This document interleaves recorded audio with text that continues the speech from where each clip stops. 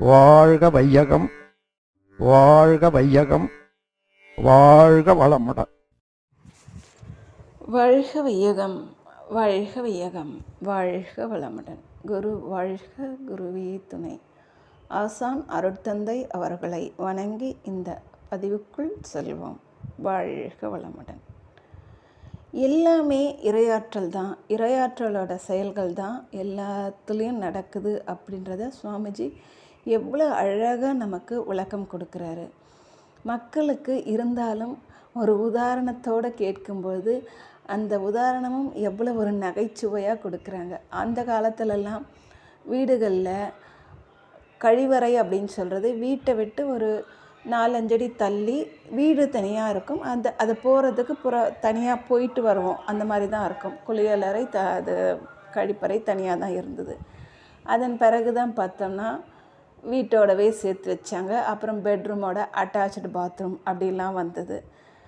சுவாமிஜி சொல்கிற மாதிரி எந்த வீட்லேயும் சமையலறையோடு சேர்ந்து இல்லை. ஆனால் இன்றைய காலகட்டத்தில் சிட்டியில் இந்த ஒரு கொடுமையும் நடக்குது. அந்த மாதிரியும் ஒரு சில வீடுகள் இருக்குது. இப்போது அது எந்த அளவுக்கு அந்த நாற்றத்தையே தாங்க முடியாது. ஆனால் இறையாற்றல் செயலுக்கு மாறாக ஏதாவது செய்யும் பொழுது அது எந்த அளவுக்கு ஒரு துன்பத்தை கொடுக்கும்ன்றது சமீபத்தில் நான் நியூஸில் கேட்ட ஒரு நடந்த நிகழ்ச்சியை நான் ஷேர் பண்ணிக்கலான்னு நினைக்கிறேன். 2 வடமாநில இளைஞர்கள் கோவையில் வேலை பார்க்குறாங்க. அதில் ஒரு ஆள் என்ன பண்ணுறாங்க, அந்த கம்ப்ரஸர் கேஸ் அதில் வச்சு வேலை பார்க்குறவன் விளையாட்டாக கொண்டு போய் இன்னொருத்தரோட அந்த ஆசன வாயில் அந்த கேஸை ஓப்பன் பண்ணவும் அவன் அந்த ஆள் வலியில் துடித்து உயரமாக தூக்கி போட்டு துடிச்சு இறந்து போனாவில். அப்படின்னா பாருங்கள், ஒரு அப்போ இயற்கை கரெக்டாக அபானவாயுன்னா அது கீழே அப்படி தான் வெளியேறணும் அப்படின்றத கரெக்டாக வடிவமைத்து இருக்கும் பொழுது அதற்கு மாறான செயல் விளையாட்டாக செஞ்சாலும் அது எந்த அளவுக்கு பார்த்திங்க, கடைசியில் அந்த ஆள் இறந்து இவன் ஆளை அரெஸ்ட் பண்ணி இப்படியெல்லாம் நடக்குது. அதுதான் மனிதனோட குறைவான அறிவு எந்த மாதிரி விபரீத செயலை கொடுக்குது பார்த்திங்களா. அப்போது இறையாற்றலோட மகிமையை நம்ம உடம்பை கவனித்தாலே போதுன்றது சுவாமிஜி எவ்வளோ அருமையாக விளக்கம் கொடுத்துருக்காங்க. நம்ம எந்த அளவுக்கு நம்மளோட அருட்தந்தைக்கு நன்றி கடன் பட்டிருக்கோம் இல்லைங்களா. நன்றி. வாழ்க வளமுடன், வாழ்க வளமுடன், வாழ்க வளமுடன். சுத்தவெளிதான் எல்லாவற்றையும் விட ஆற்றல் வாய்ந்தது என்கிறீர்கள். வானவெளியில் உள்ள அனைத்தும் அதில் உருண்டு மிதக்கின்றன. உடலில் உயிராக இருந்து அனைத்து இயக்கங்களையும் நடத்துகின்றது. இவை அனைத்தும் இயற்கை நீதியாக உள்ளது. அத்தகைய ஆற்றலை நாம் அறிந்து கொள்ளும் போது அதை நாம் எப்படி பயன்படுத்துவது? அந்த மிக நுண்ணிய துகளின் ஆற்றலை ஏதேனும் செய்முறை மூலம் விளக்கி காட்டுங்கள். அப்படி சொல்லுங்க. எப்படின்னா, இப்ப நம்ம உடல்ல நடக்கக்கூடிய நிகழ்ச்சிகள் எல்லாம் என்னன்னு பாக்கிறதுக்கு தெரிஞ்சாப்புல இருக்கிறது அதாவது மனிதனுக்கு உயிரினத்துக்கு உணவு தான் முக்கியம். அந்த உணவு உள்ள போட்டா 7 தாதுக்களாக மாறி இந்த உடல் நிலை பெறணும், தொடர்ந்து இயங்கணும். அப்போ உள்ள போட்டு மென்னு சுவைச்சு விழுங்கணும் பாருங்க. இங்க இதுக்கு இன்னென்ன போன பிறகு அந்த உணவு பத்தி கவனமோ, அந்த உணவு என்னென்ன ஆகணும் என்ற செயலுக்கோ நமக்கோ சந்தர்ப்பம் உண்டா? இல்ல, அது பாட்டுக்கு நடக்கும். ஆனா அது 7 தாதுக்களாக மாறுறதுக்குள்ள போன உடனே அதுக்குரிய ஹைட்ரோகுளோரிக் ஆசிட் அதெல்லாம் சேர்ந்து அதை ஜீரணம் செய்து வடிகட்டி ஜூஸ மாத்திரம் எடுத்துக்கொண்டு திப்பிய கீழே தள்ளி எடுத்து அந்த ஜூஸ்ல ஒரு பகுதி எடுத்துக்கொண்டு ஒரு ரத்தமாகுது. ரத்தத்துல ஒரு பகுதி எடுத்துக்கொண்டு சதையாக மாற்றுது. இப்படி 7 தாதுக்களாக மாற்றி வருத. இது யார் செய்யறது?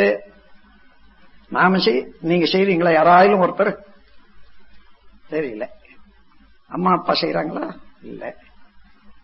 மற்றபடி நமது நெருங்கிய நண்பர்கள் யாராயிலும் செய்து கொடுக்கறாங்களா?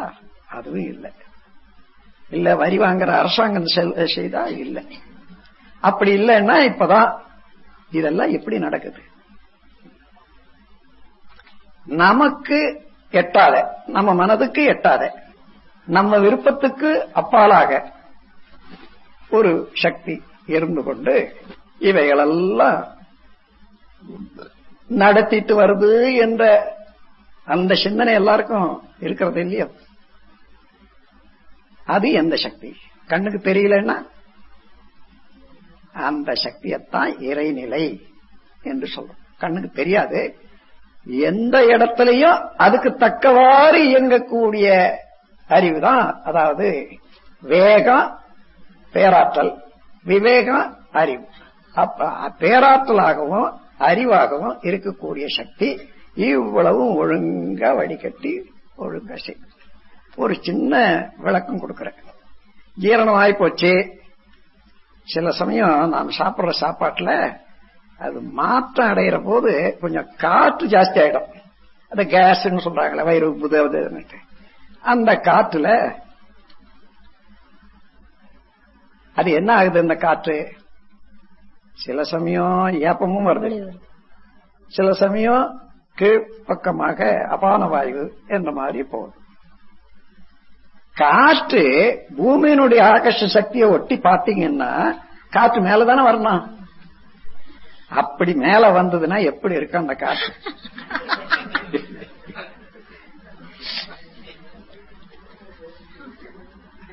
அந்த மாதிரி ஆகாத.